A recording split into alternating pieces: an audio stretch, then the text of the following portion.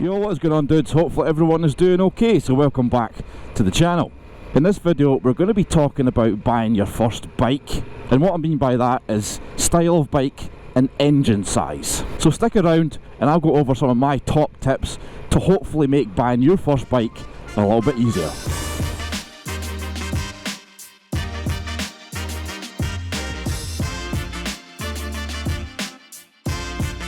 So whether you've just completed your CBT or you've passed your Mod 2, there's going to be that point where you think to yourself, what kind of bike am I going to buy? Now obviously, if you've just passed your CBT, it can be a little bit easier because you're limited on what you can buy, because obviously you can only ride up to a 125. But if you've passed your Mod 2, whether it be on your A2 license or it's your full A unrestricted license, there is a lot more to choose from. So that's the first thing you need to be looking at. What kind of license am I going to have? How old am I going to be? What choices do I have? So if you're unsure about that, I'll leave a link up in the corner to my license video that we did, and it goes over all the different license types, how old you need to be and what you can ride. So once you now know either what license you're going to be going for or you've passed, it's time to start looking at bikes.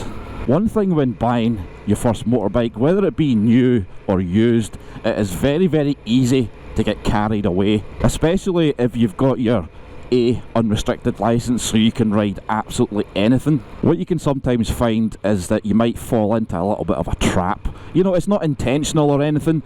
I think it's just that pride and ego, I've just passed my Mod 2, I can ride whatever I want the fastest thing on the road. But that's not always the best idea, let's be honest, okay? Yeah, sure, I know people who have passed their Mod 2 and went straight onto R1s and they've been absolutely fine. I also know people who've passed their Mod 2 and bought an R1. I actually know a guy who bought an R1 and he sold it a few months later just because A, it was far too fast for him.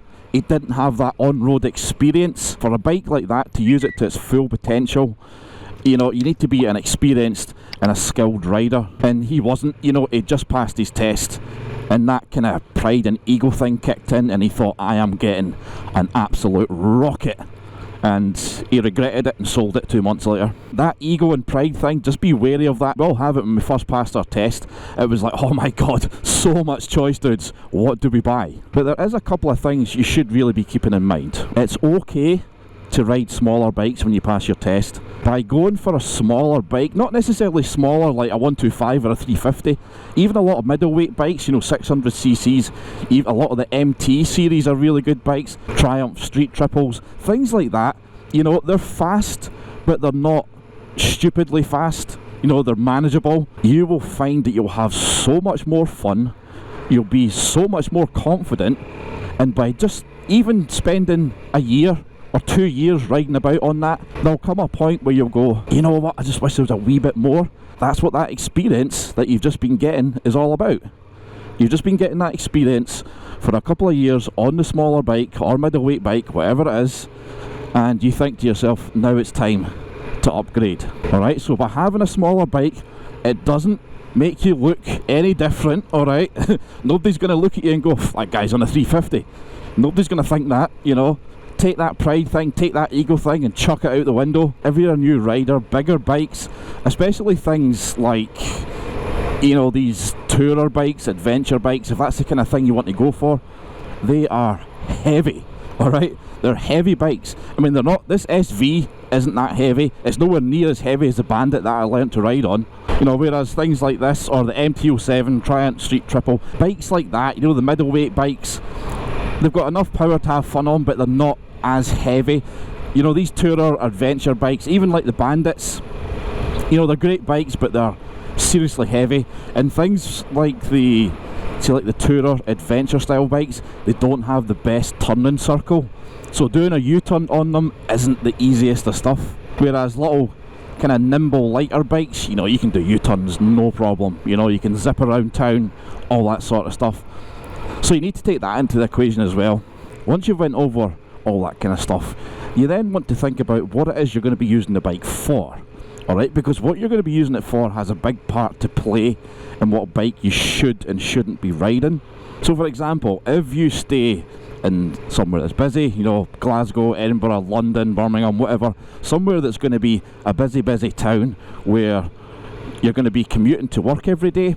Something like a big adventure bike isn't going to be ideal for that, because they're big, wide bikes, and they're not the easiest to filter with, because, you know, they're just the width of them, and they're heavy. That slow manoeuvre stuff, you know, if you're not the best at that yet, not ideal for that. Whereas if you're planning on doing a bunch of pillion stuff, maybe doing a few tours up and down the country, then yeah, an adventure bike might be the bike for you.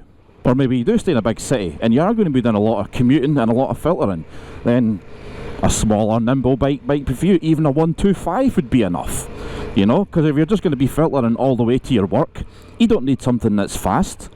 You need something that's small, light and nimble, enough to get through traffic safely and get you where you want to go.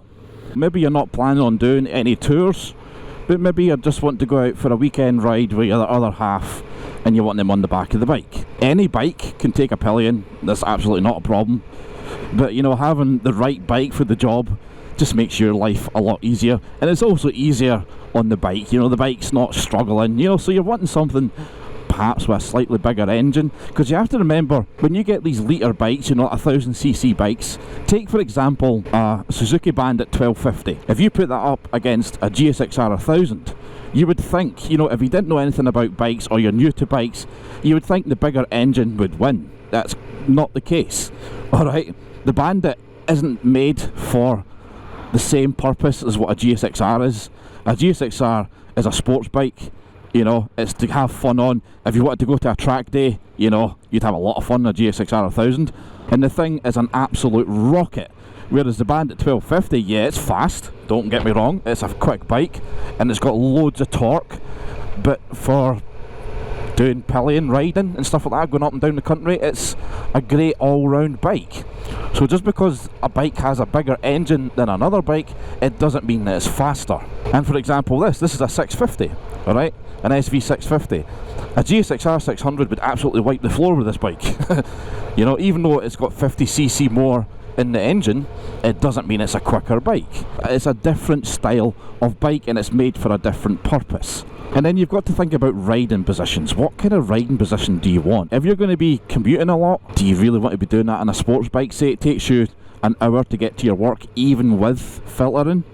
Is that a comfortable position to be in for an hour? I know when I had the clip-ons on this bike, I wasn't a big fan. You know, anything over about 45 minutes, an hour, I was starting to ache. It wasn't that comfortable, and to be honest, when it gets to the point where you're aching a little bit, it's not an enjoyable ride. You know, whatever bike you buy, wherever you go on it, you want to make sure that you're enjoying yourself. If you're not enjoying yourself because you're uncomfortable, you're sore, then it's probably not the bike for you. There are things you can do, like with this SV, I changed the handlebars, and it was the best thing I did. Alright, it meant that I could keep the bike that I liked, and I improved the riding position, and it's a comfier bike all round. So there are ways to get around things. You know, if you've got a bike that you love, you just don't find it that comfortable, sometimes you can get, you know, adaptations that you can put on the bike just to make it a bit better for yourself.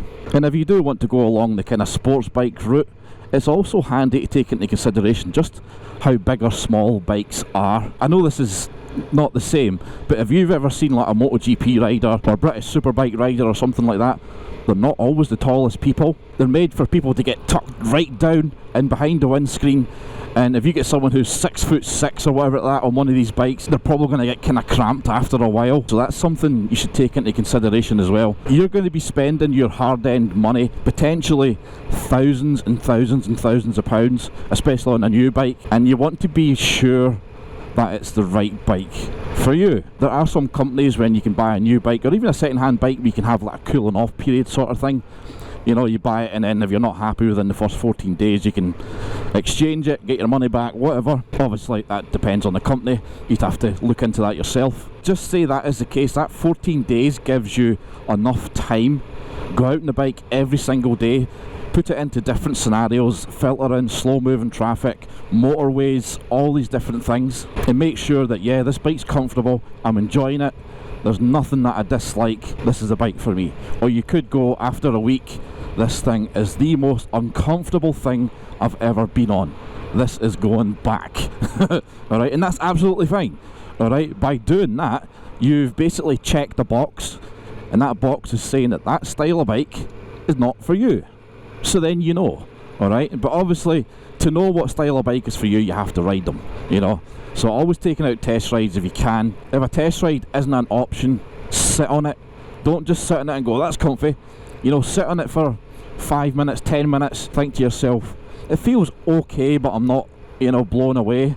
Or you might go, this is superb, mate, I cannot wait to get on this thing. You know, so all these little tests, all these things you have to do. I mean, you don't have to do them. You don't have to do them, alright? But this is just my view on things. You know, it's not like buying a pair of gloves. Alright, you buy a pair of gloves for 40 quid, and for whatever reason, they're not comfortable, they're too big, they're too small. Send it back, get them exchanged. You know, job done. When you're buying a big engine machine that is capable of doing lose your license speeds in a matter of seconds, you know, that's a different story. You need to make sure that what you're buying is the right thing for you. And going back to the commuting thing, are you going to be doing motorway riding? Do you need to go on the motorway to go to work, or do you just plan on riding a lot of motorways? You need to think about things like that. You know, what's this bike going to be like on the motorway? Obviously, you can get naked bikes, you can get faired bikes. Faired bikes with bigger windscreens offer better wind protection than what a naked bike does. But you can still ride on a motorway on a naked bike, alright? It's not going to rip you off the bike by any means. You know, it'll just be a bit more blasty. But if you are going to be doing a lot of motorway riding, make sure that the bike you buy has sufficient wind protection for what you want. You might not want any of that. You might like a naked bike, that's absolutely fine. You want to make sure that it's got a decent engine size to cope at sitting at 70 miles an hour, because let's just say you're doing a 4-hour journey, you're going to be sitting at 70 miles an hour for 4 hours. How's the bike going to cope with that? If it's a smaller engine bike, the bike might be, you know, it might struggle a bit, and it might not be too good on the bike's engine, poor little thing. But whereas if you've got something like a 600cc and upwards, it'll be absolutely fine. So there is quite a lot that goes into buying your first bike. You know, it's not just a case of pass your test, jump on Bike Trader or go to your local showroom and buy a bike. Do a little bit of research, alright? Even start doing your research while you're doing your test, you know. Even if you're just doing your CBT a couple of weeks before it, do a bit of research, you know, onto 125s. Seat height, riding position, power, all that sort of thing. Weight, if you're doing your Mod 2, do exactly the same thing. Just look at all these different bikes. You know, there's so many different bikes that you can have and choose that it can be overwhelming. So that's why it's better taking your time. If you've just passed your test, you've got all the time in the world. Alright, you have all the time in the world by waiting an extra 2 weeks after you've passed your test to make sure that you've done enough research to get the bike that is absolutely right for you. Is not going to make any difference to your riding life, alright? And if anything, it's going to improve it, you know, because you've taken the time and you've done the research and went, yep, I've made the right choice. But obviously, if you are buying a new bike, it can make things a little bit easier. Obviously it's more expensive, but it can make things easier because you can just go along to your local showroom and you can just sit on a ton of bikes. Obviously you'd have to check that at the moment because of COVID. Not everywhere wants you touching stuff. Maybe they have masks and rubber gloves in store where you can put them on, sit on the bike, have a wee feel for it, you know, see how it feels for you. If it's not for you, jump on something else. Just sit on as many bikes as you can. And even if you're not buying a new bike, going to a showroom and looking at stuff like that is never a bad thing, because they might have the bike that you want, even though you're looking for a used one. They might have a new one in stock, but you can sit on it and get a feel for it. So at the end of the day, it's all personal preference. You know, I can't tell you what bike you should and shouldn't ride. That is entirely up to the rider. I can just give you some hopefully helpful hints and tips on what things you should be looking at. So what about a type of bike then, if you just want to go out for a weekend blast? Just say you're the type of rider who works Monday to Friday and Saturday comes and you're like, yes, the bike is sitting waiting, all my gear's ready on the Friday night, I'm going to go out for the full weekend and have a wee blast about. Well, you can do that on absolutely any bike. You could do it on a 50cc scooter if you want. You could do it on a 1000cc monster. You can do it on absolutely anything. Do you have biker mates? What kind of bikes do they have? If they're all riding kind of tourer style bikes, maybe that's something you can look into. Sit on their bikes, you know? Even ask if they could chuck you on the back, take you for a wee pillion ride. Or if they ride sports bikes, do exactly the same thing, you know? Have a wee seat on them, see how you feel. If you don't have any mates who are bikers, then just go back to all the things we've spoke about. Do a bit of research, look about, and hopefully you'll get the bike that you want, and a bike that will last you. Don't be ashamed of buying a smaller bike after you've passed your Mod 2. Nobody is going to think any different of you. I mean, the main thing is you're on 2 wheels. You're on 2 wheels, you've got your licence. That's all that matters. So then it's up to you just to get something that you think that is going to suit me to an absolute T. You can have just as much fun, if not more, on a middleweight bike, purely because you can use so much more of the engine. After you've had a couple of years experience, if you decide it's time to upgrade, I've decided I'm going for a litre bike. I've got the experience. If that is the case, try and get a wee test ride. Alright, get a wee test ride on your first 1000. You might think that the difference is minimal. You might think that the difference is too much. Or you might go, this is what I'm after, boys. This is the machine for me. Oh my god, look at all the fuel on the road here. Oh my god, oh my god. That is everywhere, dudes. If you're in the Stirling area, stay away from here. There's fuel everywhere. Oh, and it's going right round the roundabout as well. Oh my god. Well, hopefully you found this video helpful. If you are looking for your first bike, I know it's an exciting time. It is a very, very exciting time, and it can be very overwhelming, but just take your time, you know. Don't rush in, don't feel pressured, especially if you're buying a used bike.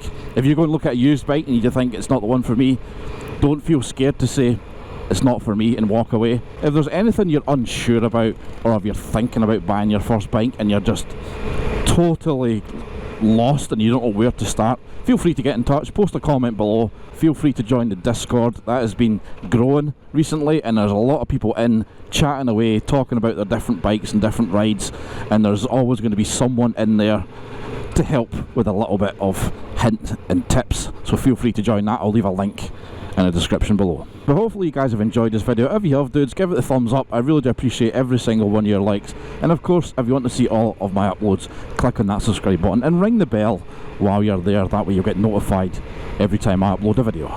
But until next time, dudes, stay safe, ride safe, and take it easy.